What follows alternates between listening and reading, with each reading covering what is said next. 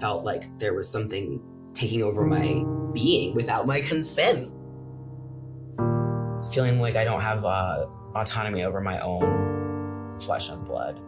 And if I did nothing, just from sheer overwhelming, like not being able to do anything else, whether that was because of a resource, because of an insurance thing, because of a support system thing, I don't think I would have made it.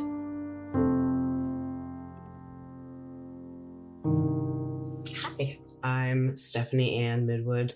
I go by Stann. It's my preferred names. I use they, them pronouns. I grew up in a tiny town called Columbia, Connecticut. My mother's house is in Columbia and my father's house is in Willimantic. I moved down to Cruces in February of 2015 for the job at the library as the young adult department librarian.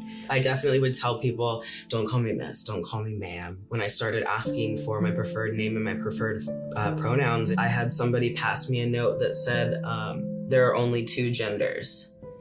That person got sensitivity training. I got canned. 2017, the person that I was with at the time, I mean, we had been together long enough to know that like we probably weren't gonna stay together. An accident happened and I knew right away something was wrong, and I mean, what do you do? So I was in between paychecks, and all of the pregnancy tests that I was getting at CVS kept coming up like inconclusive because it was so early. I knew without knowing. I just knew it was not something my body was supposed to do, and I knew it was something that mentally I was not going to do.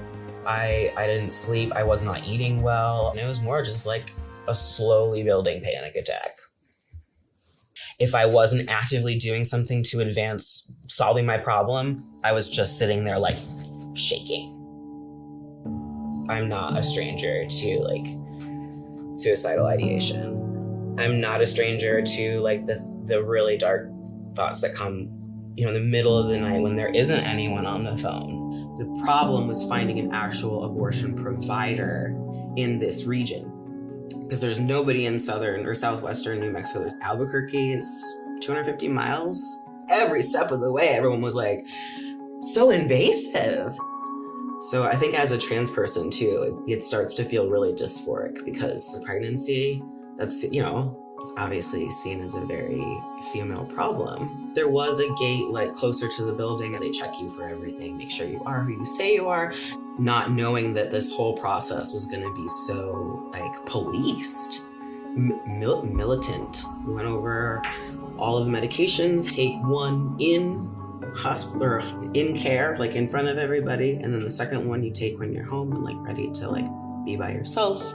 Once I had that experience, that was when I realized I had more agency. I could start asking for what I did want from a physician. I'd been seeking a hysterectomy since I was about 15 or 16. So I actually ended up being able to use that like experience with some of these doctors to say like, no, really, like this is not gonna happen for me. And this is what I'm willing to do if this ever happens again. We're already challenged on what we believe about our bodies. We're already asked to prove our transness or be trans enough, but not too much. We should be trusted, A, to know what we do and don't want in our bodies, or B, like to be trusted to know when we've made a mistake. Post-hysterectomy, like I can now dream. And so my home is in my breath. My home is in my heart. Remembering that something else is holding you besides your own like sheer force of will.